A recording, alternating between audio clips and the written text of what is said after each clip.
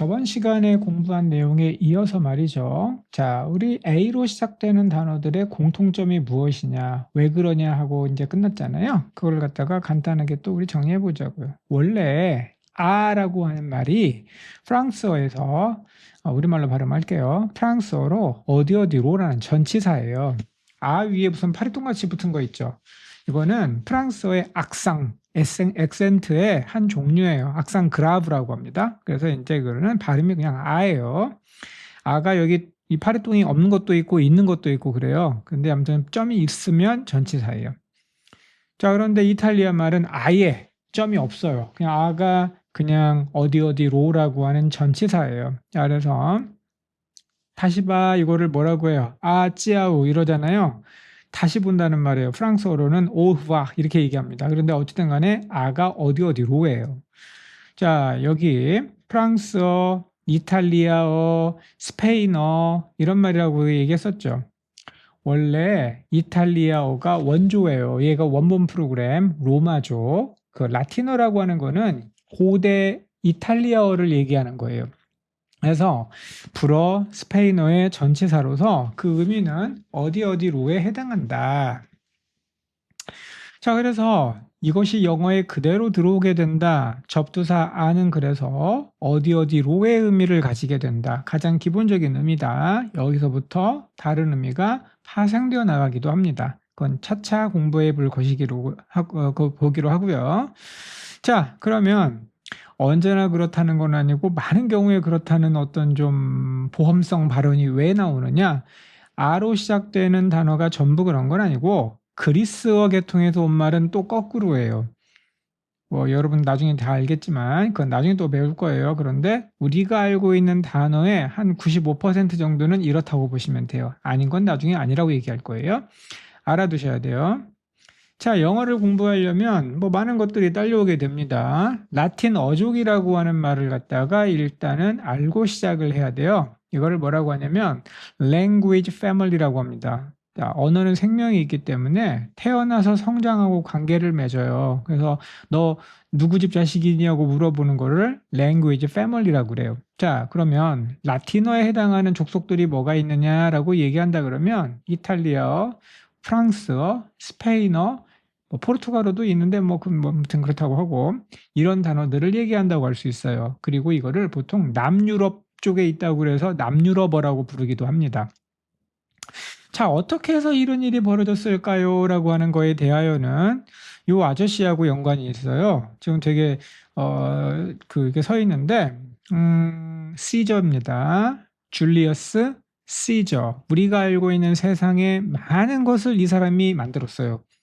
이 사람이 뭐 독재자다 아니다 뭐 저기 뭐 민주주의를 위협했다 뭐 이런 종류의 좀 편향된 어떤 평가가 있을지는 모르지만 그 사람은 민주주의가 뭔지를 모르던 시절의 지도자였습니다. 자, 이거를 뭐라 부르느냐면 카이사르라고 부르기도 하고요.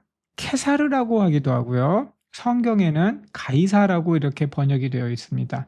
자, 성경은 뭐 그렇다고 치더라도 영어로는 Caesar라고 발음합니다. 그래서 보통 이제 우리가 서양사를 읽을 때는 카이사르라고 이렇게 많이 부릅니다. 저 동상 보시면 보세요.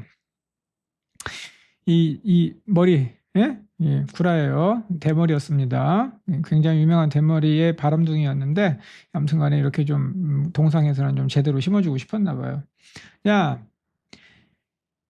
아까 얘기한 그 카이사르라고 하는 사람이 왜 그렇게 대단했느냐라고 하는 거에 대해서는 조금 알아둘 필요가 있어요. 로마를 위협하던 당시에 지금의 프랑스죠. 프랑스 지방 갈리아 땅에 있는 이민족들이 와가지고 이제 로마를 자꾸 위협하고 이러니까 이 시저가 가서 원정을 떠난 거예요. 원정을 떠나가지고 얘네들을 갖다가 몇 년간에 걸쳐가지고 아주 아사리판을 내놓습니다. 그래서 여기 카이사르가 위대한 지도자라고 생각하는 이유는 무엇이냐면 카이사르가 딱 보니까 얘네들은 기후도 좋고요. 프랑스 땅이 되게 살기가 좋잖아요. 인구가 폭증을 하고요.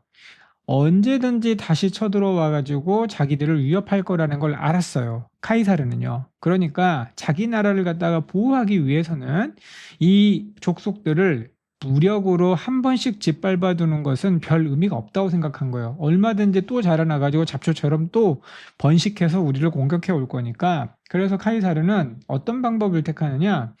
그 지역에 있는 유력 부족장의 아들, 상속자죠. 얘네들을 갖다가 인질 겸 해가지고 잡아가요.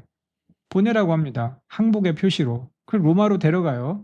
여기까지는 중국이나 우리나라나 여진족에는 별반 차이가 없어요. 일본도 다 그렇게 합니다. 고려시대 기인제도라고 들어보셨죠? 기인제도 다 송도에 오게 합니다. 유력 호족들의 자식들을, 아들들이죠. 불러다 놓고 학대하고 때리고 박해하고 빵셔틀 시키고 이러는 게 아니라 얘네들한테 로마화를 시켜줘요. 이 말은 뭔 말이냐? 유력 국회의원, 원로원이죠. 유력 장군, 아주 좀 방귀깨나 끼는 사람들, 이 사람들 밑에다가 양자로 들이게 해서 어렸을 때부터 철저하게 로마식 교육을 시킵니다. 로마는 그래서 이 사람들 마음속에 로마는 아름답다, 위대하다, 문명이다, 그리고 무엇보다도 로마어로 사고하고 생각하는 방법을 이 사람들한테 심어줘요. 그리고 난 다음에 돌려보냅니다. 성인이 돼가지고 이제 족장 자리를 물려받아야 될 거 아니에요. 그 짓을 갖다가 한 100년, 200년, 300년 정도 했더니 이 근방에 있는 사람들이 전부 로마화 되게 돼요. 그래가지고 지금의 유럽이 어떤 단일 어떤 문명권을 형성할 수 있었던 가장 결정적인 계기가 바로 이 카이사르의 동화 정책 때문에 그래요. 그냥 볼 때마다 되게 조금 부럽기도 하고 답답하기도 하고 왜 우리나라는 여진족에 대해서 저렇게 하지 못했는가라고 하는 생각이 듭니다. 자, 우리 여진족은요.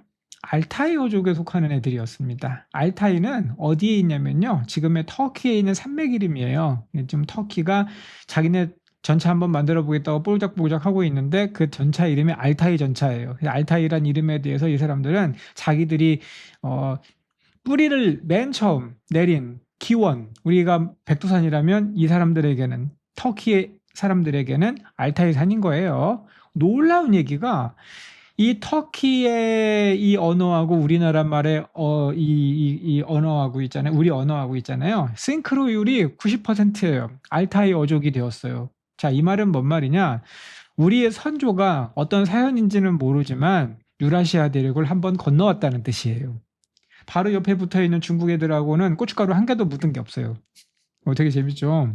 그래서 알아두셔야 돼요. 알타이어족은 터키어, 몽골어, 만주어, 이 여진어입니다. 이 세 가지가 거의 똑같다. 그래서 한국어가 여기에 들어가 있습니다. 일본어는 뭐예요? 얘네들은 국제미야. 얘네들은 북방 쪽 반절, 남방 쪽 저기 태평양 뭐 원주민들 폴리네시아 이런 애들 반절 그래가지고 어족에 잘 섞이지를 않아요. 그런데 어쨌든 간에 우리나라 사람들은 여기에 들어가 있다. 우리나라 언어가. 알타이어족은 기억해 두셔야 됩니다. 자, 그래서 알타이어족의 말을 잘 들어보시라고요. 자, 열해가 지나니 매와 가람이 바뀌는구나 이렇게 얘기했대요. 자, 보세요. 뭐 다 알아들을 만 하시죠?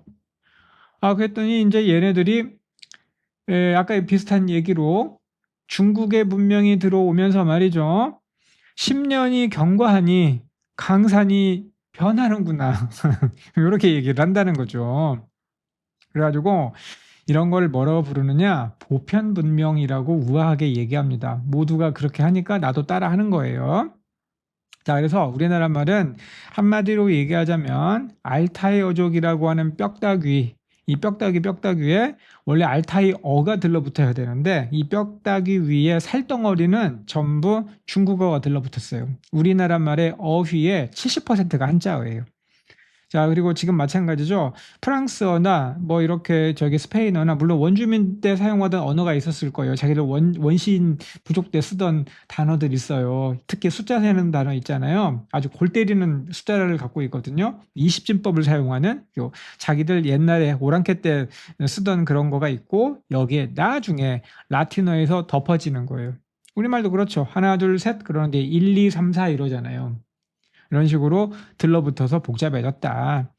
자, 그럼 여기 이제 궁금증이 해결이 됐어요. 어는 그냥 붙은 게 아니다. 어슬립. 자, 이제 해보세요. 잠으로. 잠든. awake. wake로. 깸으로. 그러니까 깨어있는. ahead. head는 머리. 머리로. 머리니까 앞에 가겠지. 자, 그래서 여러분을 위해 준비했어. 이게 뭐예요, 지금? 아카펠라. 음료네. 카페. 뭐예요? 카페. 다음 시간에 할 거예요. 이게 과연 무슨 의미를 가지게 되는지. 자, 어쨌든 커피로 이 말이잖아요. 그럴 것 같죠? 커피로 의미가 돼요. 그런데 이것에 다른 또 의미에 대하여, 아카펠라의 다른 의미에 대하여 다음 시간에 하기로 하고요. 벌써 10분이 지났어요. 굉장히 시간 빨리 가네. 여러분 10분이 넘어가면 이게 막 뭐라고 해. 뭐 집중력이 떨어져가지고 수업을 못 듣는다네. 그래서 금방 가네 10분이. 자, 여기서 일단 멈추고 다음에 또 이어가도록 하겠습니다. 엔딩 크레딧 나갑니다.